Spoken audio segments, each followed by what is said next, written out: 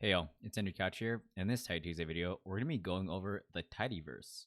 So I've made videos going over basically all of the main ideas of tidy models, but I never actually made a video on the Tidyverse. So I'm actually trying to be a little bit more active in the YouTube community by posting on the community tab. So I posted a poll just asking you guys what you guys wanted to see, and many of you guys wanted to see basically a high-level overview of basically the main functions of each package from the Tidyverse. So I think that'd be pretty useful for a lot of beginners, and maybe for a lot of intermediate people too. So this is gonna be a three-part series for the Tidyverse. I'm gonna go over first the main packages, which is Tidyr and Dplyr.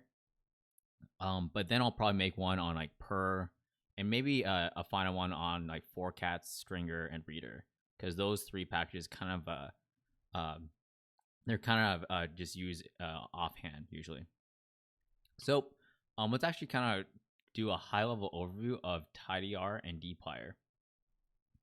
So Tidyr is basically trying to tidy our data frames, and we're trying to convert it to a tidy format where every column is a variable, every row is an observation, every cell is a single value. And one thing that I would say about Tidyr is it's basically about manipulating the data from a dimension standpoint and not from the actual values itself. So, we're doing a lot of like converting all of our columns into tidy formats, or doing a lot of rearranging or reshaping. Whereas Dplyr is all about making new columns, using group bys, summarizing stuff, and doing most of the actual like feature engineering and computation. So obviously Tidyr and Dplyr go hand in hand together, and they're very useful. But Tidyr is mostly for manipulating the data as a whole, whereas Dplyr is mostly about manipulating the data individually. This video is actually gonna be pretty ad hoc and improv, just because I think this be an interesting format to kind of go over. I will just go over the main functions, and I think the first thing we're gonna do is actually stick with Tidyr. And when we actually look at Tidyr, we can see that there's not a lot of functions. The main functions we're actually using is the pivoting and maybe the character vectors and the missing values. But other than that, it's really mostly pivoting. So let's actually go over pivoting first. I'm going to go on to season 2 of the Tidy Tuesday repo. I'm going to open up a R markdown file, and I'm going to call this Tidy Tuesday Tidyr and Dplyr. Sweet.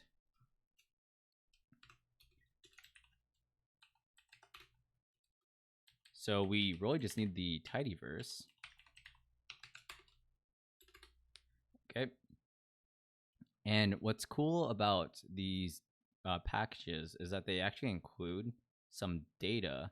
So I'm actually just gonna load in one of the data sets, which I've actually never seen, but we can do Billboard. Okay. Billboard, and Billboard is a perfect example of a data set we would see in real life, and that we would probably want to manipulate, right? As you can, we have a super wide data set. This is something that you would see in Excel, where we have like our dates as our columns, and then our values. So let's actually go over pivoting, which is basically the main thing with Tidyr. So Tidyr is all about the actual data manipulation or data reshaping, and not actually changing the values. So when we go to Billboard, let's actually go and see what we would want from this. So just what we would think about is, so this is, I guess, the artist and the song, the date entered, and then the weekly values. I think maybe just like, I guess when we actually look at this thing, song rankings for the top 100 in year 2000. Okay. So what we would actually want is basically having a week column with a week number and then the actual value. So we can actually do that pretty easily by using a pivot longer. So pivot longer actually specifies a few things. We want it to basically select our names and our values. So what we want right now is we want to convert all of these columns into basically a long format. So we can actually do that by just saying one, we can just select WK1 to, what is it? WK76, right? And now we have our names and our value. And in this case, we can actually change it to like names to, names to, week, and then we'll say values to equals rank. So now we have that. What it's essentially doing is just converting all of this, right? And basically, pivoting it down to a single, I guess, like column value structure, like that. Okay, so also with pivot longer, we can see we have like names to, which is the specifying the actual column names that we're going to define for that week or for that column. And we have values to, which will basically assign the, these values and what we want to call it. Right, so these would be the names, these would be the values. Additionally, what we would want to look at for our pivot longer is sometimes we want to fill in our values, right? So we can also do, if we go back to our pivot longer, we can convert this right back into our regular set, so pivot wider. And in this case, with pivot wider, we're taking essentially the opposite, where we're trying to say, what do we want to be our column names, which is this column right here, weeks, and what do we want our values for each column, which would be the rank. So if we do pivot wider and said names from, we can say week, and then values from is rank. And as you can see, it's the same thing as our original Billboard data sets. One thing that we can do though is when we pivot wider, we can also do a values fill, and we could do like, maybe a -999. Pivot wider values fill. Fill list -999. And then as dot double. Oh yeah, that's why. If we do a drop NA, which will essentially remove all of that, since we actually have values already as NAs, if we do that, we can see that we will replace the NAs as -999, which is a common way to say that, we have missing values or it's not there. So that's basically pivot longer and pivot wider. It's definitely very useful. One thing I would say is like, I use pivot wider a lot to just do like one hot encodings. So if I want to say select artist and track, and then maybe like date, and we'll just do that. Artist. So if I want to say, I'm just going to count the artist right now. Okay. So a lot of times when I'm working with data, I want to do some type of one hot encoding. So often I'll just do a mutate, which I'm going to add a column and say n equals 1. And then I'll just do a pivot wider. And I'll say names from, I guess like artist, values from is n, and values fill is 0. And that way I can create essentially like a one hot encoded data frame, right? So Baby Don't Cry, it's a 1 because Tupac wrote or produced the song, right? And you always do like a values fill equals 0 because it'll just be NAs if we don't, right? So I just do a values fill is equal to 0, and that allows me to do is create a one hot encoded vector. Oftentimes it's pretty useful, especially if we're going to do like cumulative functions or do some more complex network analysis. Using pivot wider is very useful for that type of stuff. So another thing that's kind of interesting about the Tidyr package, right, is we actually have a few functions that are useful with other packages. So for example, the nest function is very useful for other packages, which can get a little bit complicated, but what we can essentially do is create a tibble as our value. And what's interesting about nest is that we can kind of create a data frame with nested data frames. So if I say minus artist, which I'm saying I'm going to nest everything by artist, we can see that for each artist, we have the data, everything besides artist. So in this case, it'd be track, date entered, week, etc., as its own little data frame. And that can be useful, say, with the per package, or if we want to do, some type of function that applies for each group. I'm definitely going to touch more on this when we get into the per package, but it is very useful. But I don't think we're not going to dive too deep into it for this video, especially since we still have Dplyr left. When we look at the actual other functions in Tidyr, one thing I will say about just overall using the Tidyverse is you kind of don't have to think too much about which function comes from which package, unless if you're doing a lot of like package development. But if you're watching this video and you're a beginner, it's something you really don't need to worry about right now. So all these functions that I'm referencing, saying that this function for Tidyr, this function is for Dplyr, etc. You don't really need to worry about that right now, because as long as you load in the Tidyverse, they'll always be available for you. Okay. Oh yeah.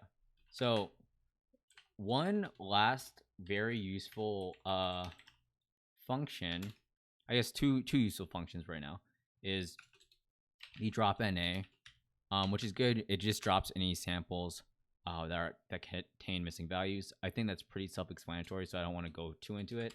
But one of the more useful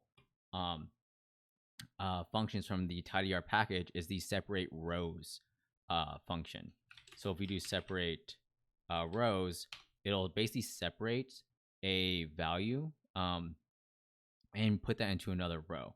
So let me actually find a better data set for this. Just so I'm gonna go back here and see if I can find a cool data set. Maybe maybe construction. Let's see that. Let's see if that works. Okay. Construction. No. Let's see. Maybe fish encounters. No.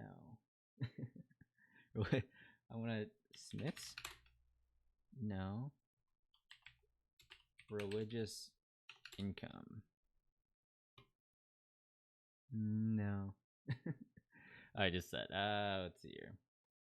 And we can go back and just do billboard. It's not too big of a deal. I'm actually gonna count the artists first just to make sure if we Adams. Do we have any ands?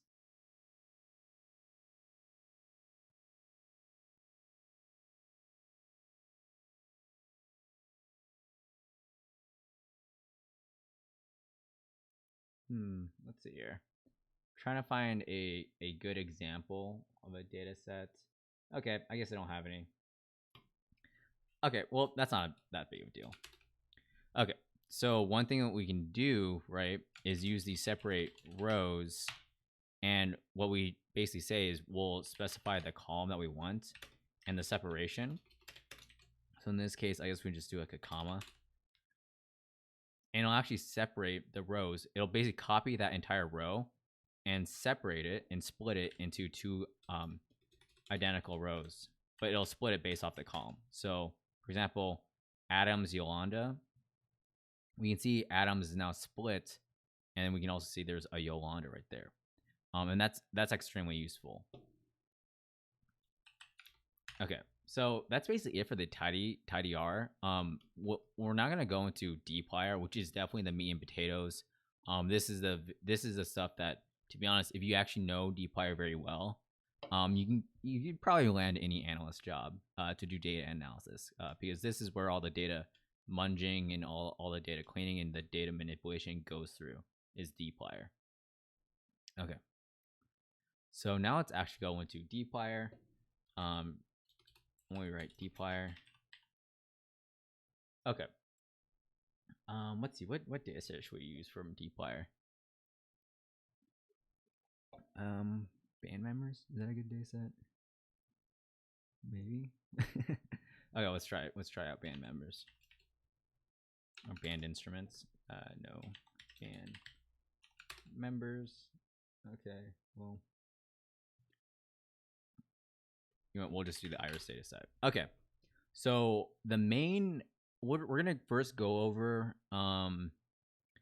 data, like column creation, data manipulation first. Okay, so if we actually go back to Dplyr, we can see that, you know, one table verbs, or, you know, things that we're going to apply to a data frame.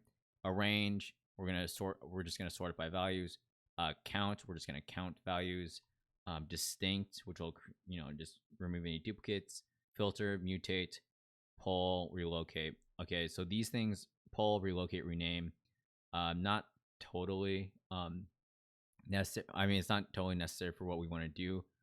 So we'll first go over the actual select. So first, if you've noticed, I'm always using these things, which are called pipes. And this is basically the same thing as saying mutate, you know, giving it the iris, giving it the data, and then saying, like, I don't know, test is equal to t, right? So instead of me having to write in iris over here, I can just write iris pipe mutate test is equal to t, and they're the same thing. I prefer using pipes, but if you don't want to use pipes, just do this as is. One of the ways to really get a good intuition of the pipe function is just to use pipe as and then. So I take iris and then I mutate by adding test, etc. Okay, so the iris dataset is pretty popular to use, and I think it's going to be a pretty good data set to use when we're teaching mutate. So mutate is the main function we're going to use to create any type of column or to do any type of feature manipulation. So if we say mutate, we can kind of create our features. So we can say, you know, let's create square root sepal, right? So then we can say square root of sepal dot length, and we created that. Okay. I think the mutate function is pretty straightforward. You're essentially just creating a new column, referencing other columns. You can also do if else statements in it. So we'll say, I don't know, larger than 5 is equal to, and in this case, we're just say if else, which is also a Dplyr verb. Instead of using the base if else, we can just use the Dplyr if else, where we set a condition. So sepal dot length is greater than 5, then greater than 5, else less than or we'll just say not greater than 5, not greater than 5, right? And there we have that. Again, mutate is pretty straightforward, but once you start going into like group bys, then we'll start seeing how things can change real quick. So right now, since we have mutate, another function that I use pretty much every day is the count function. So the count does what we want it to do, which is count a specific thing. So in this case, let's just count species. It'll count it. As you can see, we have 50 samples for each species. What's also interesting about count is that we can do an add count, which will just add the count of the species. So add count species, and we see at 50 right there, instead of just removing all of our values. So add count, we'll just add the count and just keep all of the data. And then if we just do count, it'll essentially just group it by what we're counting and just show that value. So what's also kind of cool about count is we can kind of use it as almost a count and do like a pairwise count or a grouped count. So in this case, since we have larger than 5, we might be curious, you know, let's count the species and that that are also larger than 5. So let's count these two groups, and we can see right here, like, okay, Setosa has, you know, basically even for greater than 5 and not greater than 5. Versicolor, most of them are greater than 5. Virginica, most of them greater than 5. Okay. And let's actually do some tidyr too. So in this case, what we want to do is maybe just do a pivot wider. And in this case, we can kind of decide, do we want just, our species for our rows, and then, the count larger than 5 and less than 5 over here, or do we want to switch it? If you want to send it to someone. So let's just first do our names from larger than 5, and then our values from n. Right, so now we kind of have a little a margin table or something, or it's like a cross table of it. So we have like Setosa. We can see which ones are greater than 5, which ones are not greater than 5, and then we can also switch it if we want, where it's right here. So we can see, okay, out of all of them, which are greater than 5, we can see that's not greater than 5. In this case, it'd probably be better just do larger than 5 right here, just if you're going to show it to someone. Cool. So that's basically count. There's a few other things that we can say. With count, we can also specify sort, which equals to true. So our results can just be already sorted, which is pretty useful. Additionally, what we can do is we can also say dot name, or was it name, and we can specify instead of n, we say like, freak, right? Or maybe counts. So you can also specify the column name of the count of the results instead of just the default value. The default name is n. So yeah, mutate and count, definitely one of the more useful functions in Dplyr, and they're the functions that you're going to use the most out of everything. Okay, so now let's actually go into, I guess, filtering. Again, filtering I think is still pretty self-explanatory, but we can just say filter, and then we just specify our conditions. So we can say like species is equal to Setosa. So with R, we do the double equal sign. We want to say not equal, we can say not equal. We can also say maybe in, right? In, and just give it a list using the little C thing. So let's just say Setosa and versicolor. Yep, versicolor. Right. So right here we can, and then right here we can see that we're just filtering the species by a list using an in filter. Right. We can also specify different things like species is equal to Setosa, or say sepal.length is greater than 5, stuff like that. So again, with the filtering, I think it's pretty self-explanatory. You kind of have to remember how to do the species, how to do the filtering syntax. So you can say equals, or greater than equal to, less than or equal to, not equal to.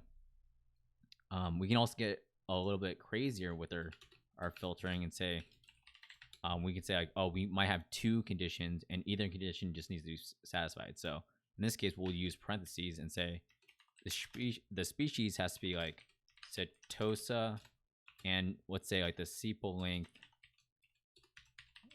has to be less than 5, or the species is equal to, I don't know, versicolor,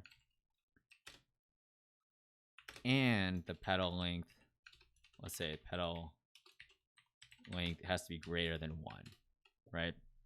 So that way we can have like 2 different filtering criterias, and one of them has to be satisfied. And within these filtering criterias, both criterias have to be satisfied for that one little filtering. Okay, so that's basic filtering, that's basic manipulation, that's basic counting. I guess we can do selects. I think, again, these things are pretty self-explanatory. You just select it, you just specify what you want to do, right? You can also do like a little list. So you can say select and say sepal.length to petal.length, right? I guess I could go to like was it the tidy selectors, but I think I'm gonna actually include that into my second video on for cats, stringer, and stuff, and reader. I think that'd be a pretty good video, because that's basically like the miscellaneous packages that are just one-off functions that are useful. So yeah, that's basically how you can do it.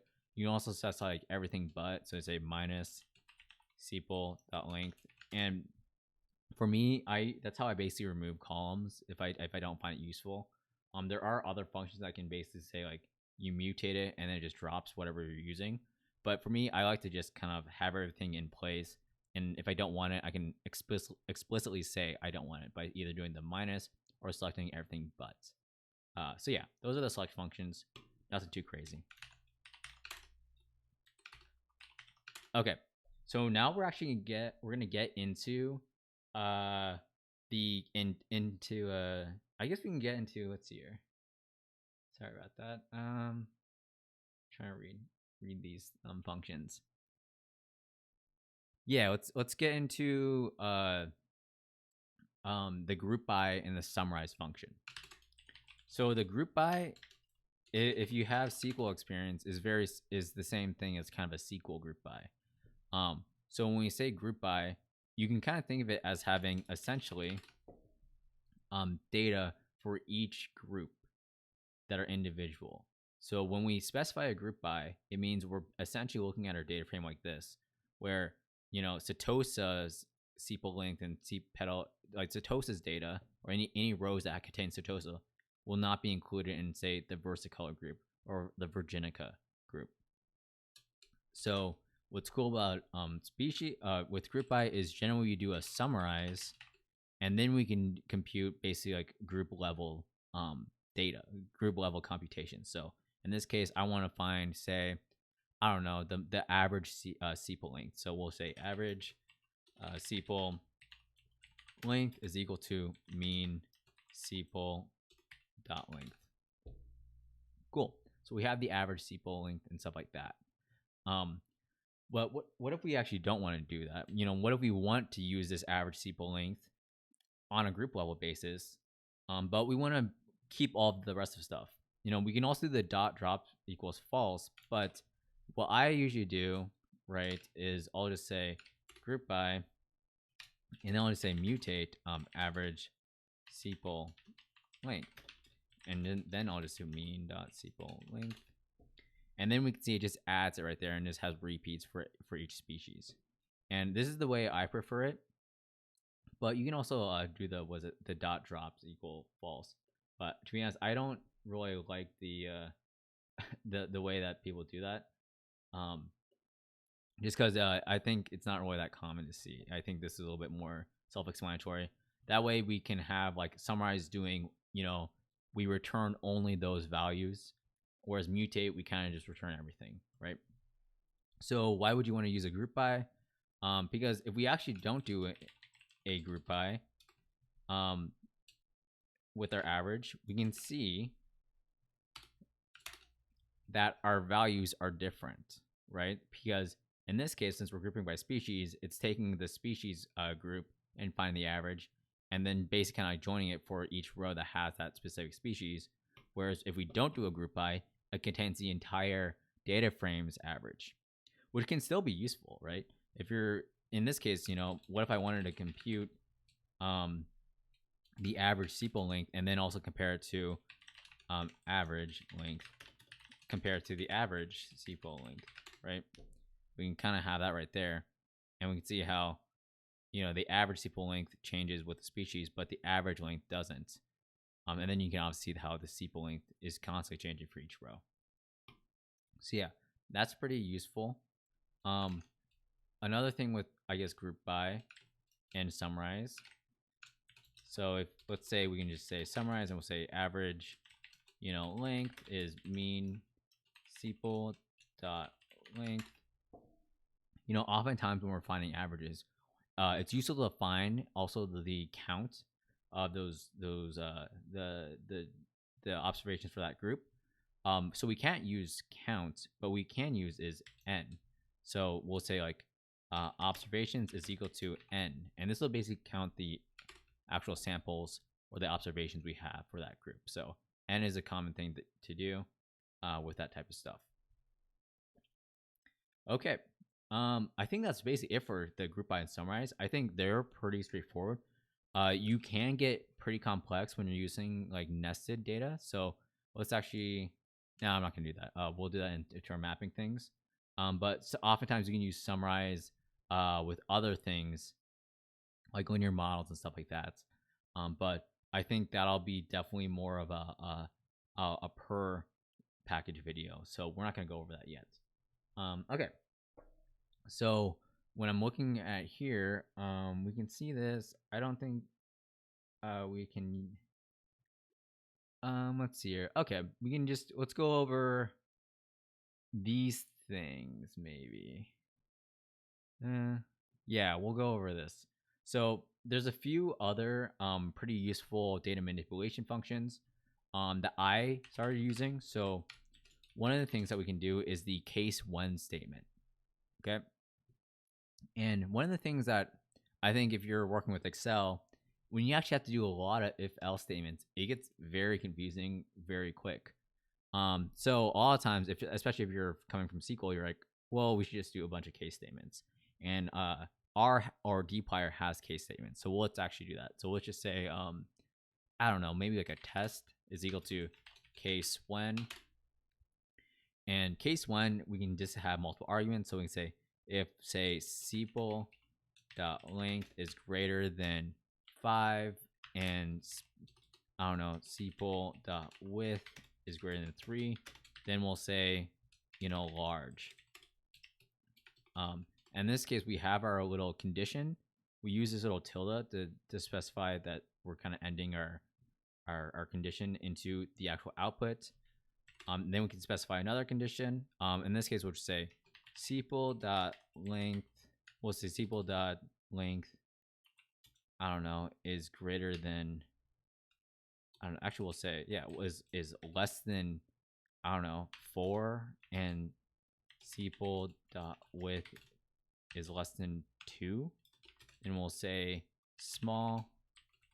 And lastly, for our, I guess our base case or end case, we can just say t, and then we'll specify the last thing or the default value if they don't meet any of those conditions, which we'll say like medium.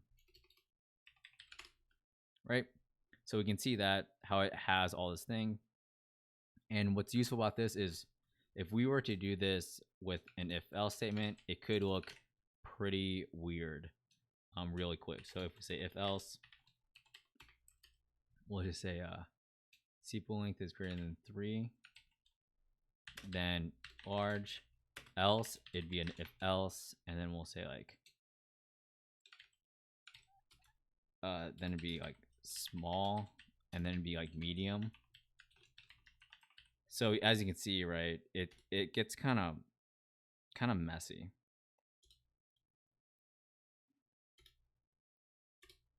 Right? So we can see how this is much cleaner than this. Okay.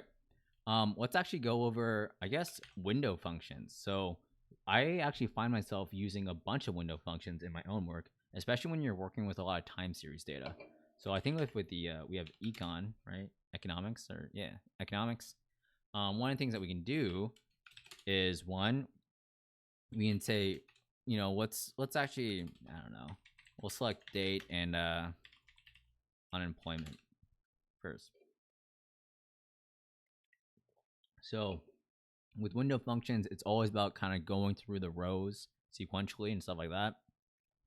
So what we can do first is, one of the things we might want to do specifically for like forecasting is, you know, we might want to use I don't know, like get the previous month. So we'll just say mutate, and we'll say previous unemployment, and we can say is equal to, and then we can use the lag function, lag.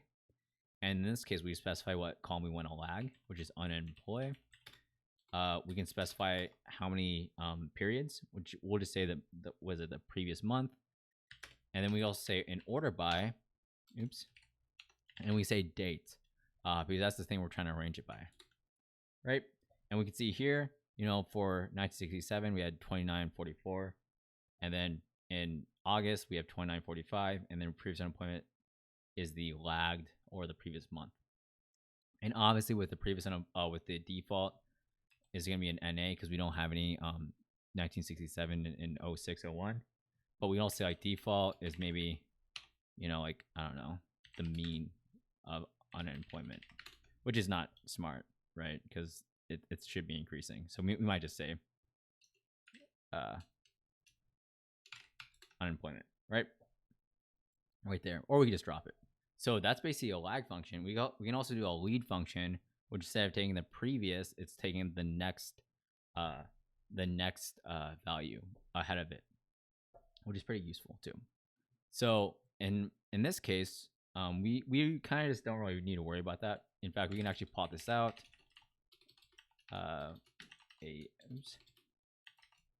X equals date. And maybe we can just say GM line. AES Y equals unemploy.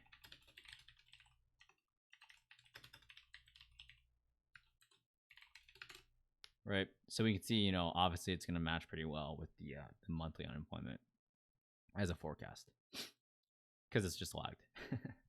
Okay. So that's a basic window function. Now let's actually go into, I guess we can go into the what is it, ranking, and ranking. So these things are pretty useful. So you can do row number, entile, min rank, dense rank, percent rank, cumulative distribution, stuff like that, just so you can get an understanding of, you know, the relative proportion of your data, of the values in your data set. So in this case, you're like, okay, let's say we have all these samples and we want to say, you know, yeah, we have our steeple length, but maybe we want to get our steeple length like rank. So let's say S length rank, and we say, you know, on one hand, we can just say our row number or our entile. So we can say row number, right? But if we want to do a row number, we might have to, you know, just arrange our sepal length, right? So this is like, oh, and we have to do it in descending order. So to specify descending order, just type in DESC.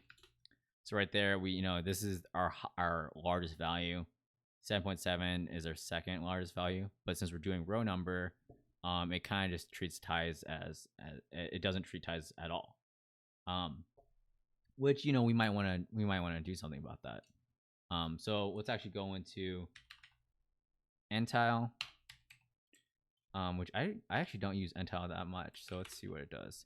Yeah, it doesn't do that. Because I think you have to specify. What is it?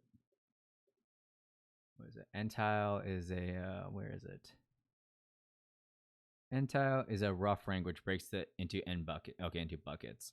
So we probably wouldn't want to do that. So if we want to do 6, so right there we split it into 6 different buckets. I don't really use this very often. I generally just do, you know, cumulative distribution or something like that. So let's actually go to, you know, dense rank, which will be that. And as you can see right here, they share the same rank, which is, I think, the most useful thing. You can also do cumulative distribution. Right? And it's the same thing, but it's normalized between 0 and 1, which is pretty useful too. If you want to do a very rough estimate of ranking something, instead of just estimating a distribution, you just do a cumulative distribution. So those are basically the more useful things. One of the things I also find I do often is, you know, say you're working with this data set and you say, well, I want to select, you know, the samples that have the longest sepal length, right? So you could just say like arrange by sepal, like descending sepal order length, and then you can say like, I don't know, maybe like a head, and we'll select the first 6 rows. But another way is you use the slice function. So with slice, you can say slice and say 1 to 6, which is essentially the head function. But we also have more things now, such as slice max, So in this case, we want to say like we want to select, I don't know, the first 5. Oops, slice max. Oops, slice max right here, right? Which will select the max value. Sometimes you might want to choose the smallest one, which would be slice min. And that's pretty useful. For me, I generally will do a filter. So I'll just say like iris filter rank. I'll say like I don't know. What is it? What kind of rank should I do? I'll just do like, I don't know. Usually I actually do a cumulative distribution, so I'll say like cumulative dist sepal length. And I'll say greater than like 0.95 or greater than or equal to 0.95, and I'll select that, right? Or you can also do obviously one of the other ranking functions. So I can go to dense rank is greater than 5, right? Or actually, yeah, or is less than 5, and that'll do the minimum one. But we can also do, was it that, and descending order, which will do the kind of the inverse of the rank. For me, if I want to do maybe the top 5, there are different ways to do it too. But in this case, this is kind of how I would do it too. How I would do it from more of a programmatic standpoint. But there are other ways where you can say, like, if you don't have any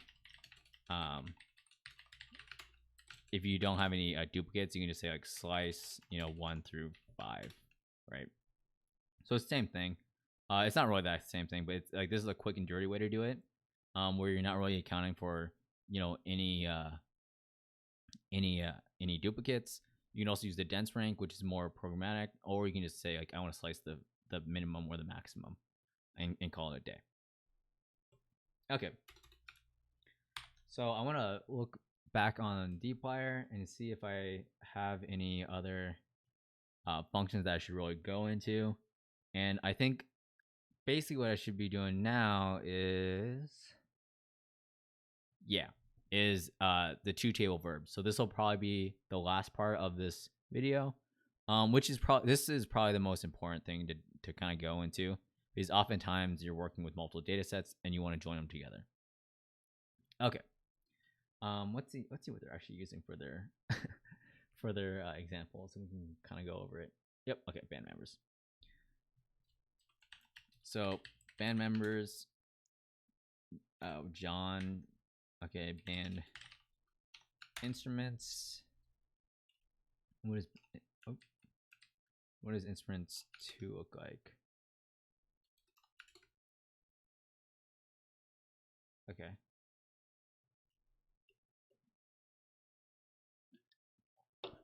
Oops, instruments and then instruments 2.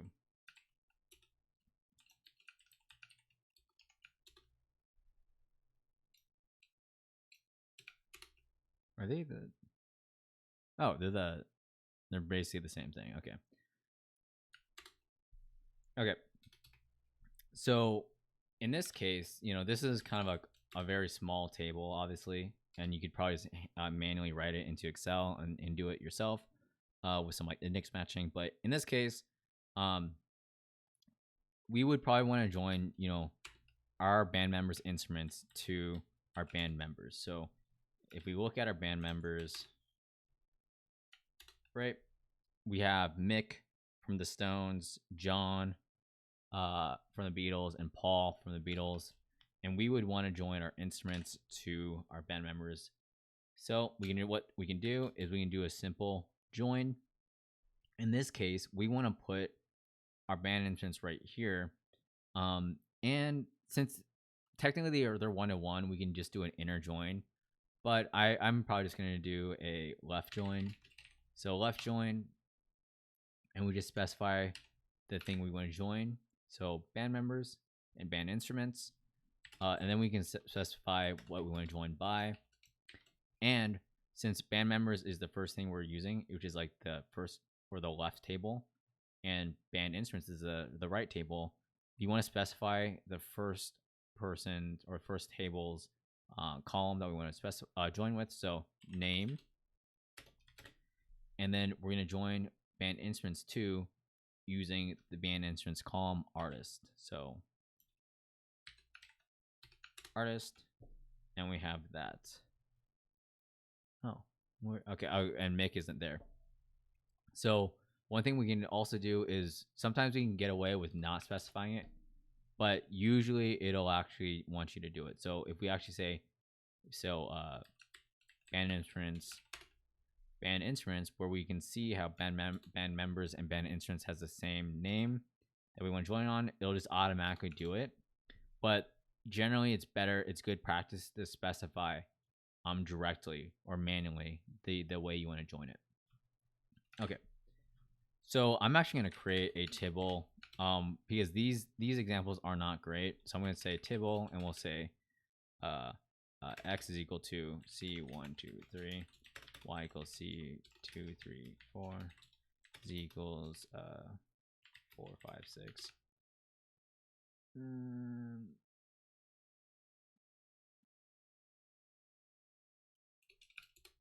Oh, what?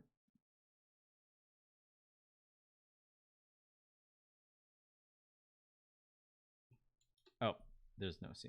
Okay. Okay. In this case, I'm actually going to create another table. So tibble, and we'll just say, I don't know. We'll just copy this. Actually, we'll say df, and we'll say df2 is df, and then say mutate x is equal to x plus 1. Okay. df and then df2. So let's say with df right here, we want to just join these tables together, and we want to just join, or we only want to have left are the things that are matched up perfectly together. And now that I think about it, I should actually not do this. Sorry about this. So we'll just say x, and we'll say a and b. Right? Okay. So we have df and df2, and we want to join them by, say, x. So in this case, we can just do a simple inner join by df2, and we're going to specify x. And it joins all of this stuff together, no problem, because we have df, which is x, y, and z, and then df2, which is x, a, and b. And x have the same values, and they join them perfectly together. You know, what if we actually want to do some type of filtering? So another common thing is, like, we'll say filtered data, and we'll just say, like,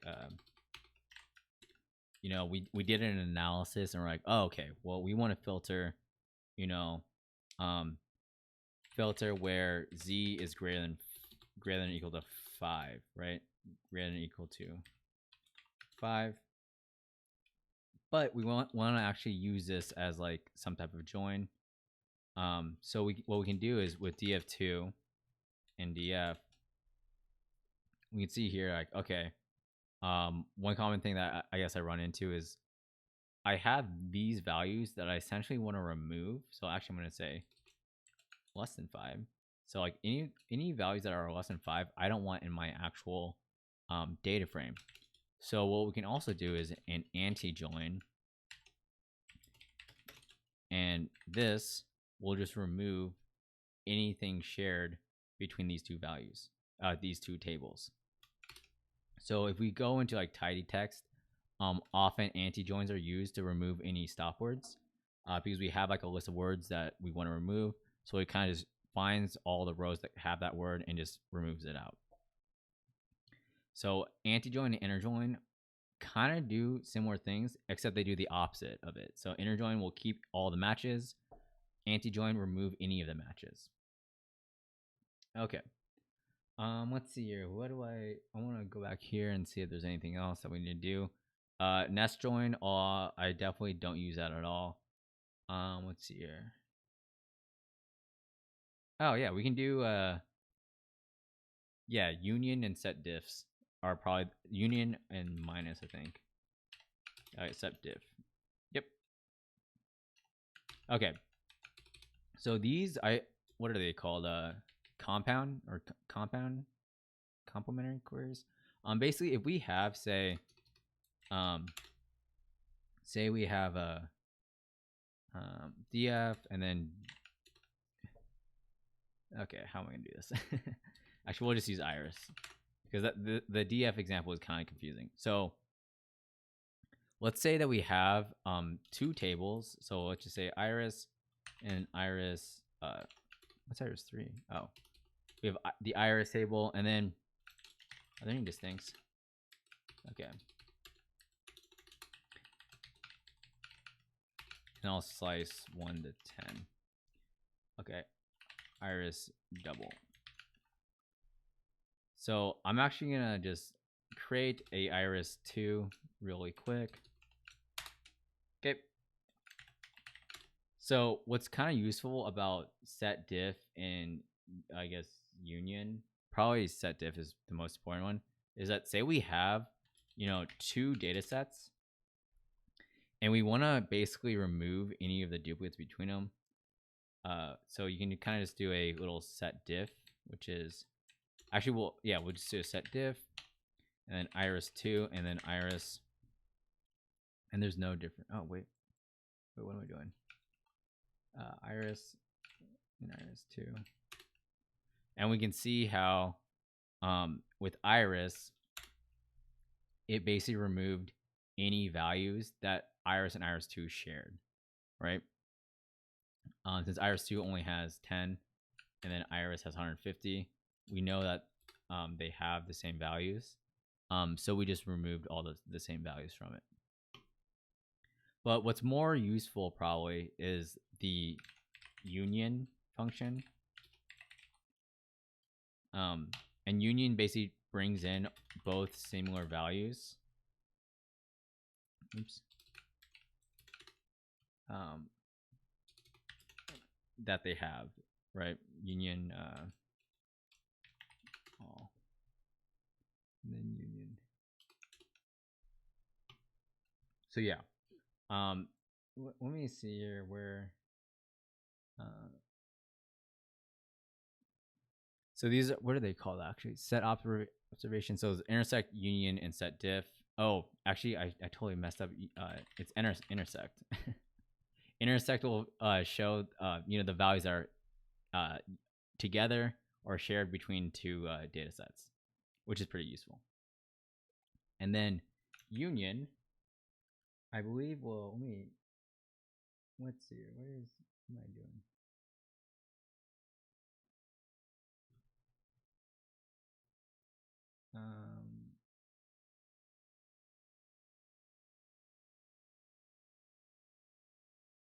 Yeah, union will, okay, it'll keep the values that they share. Okay, so with union, let's union iris 2.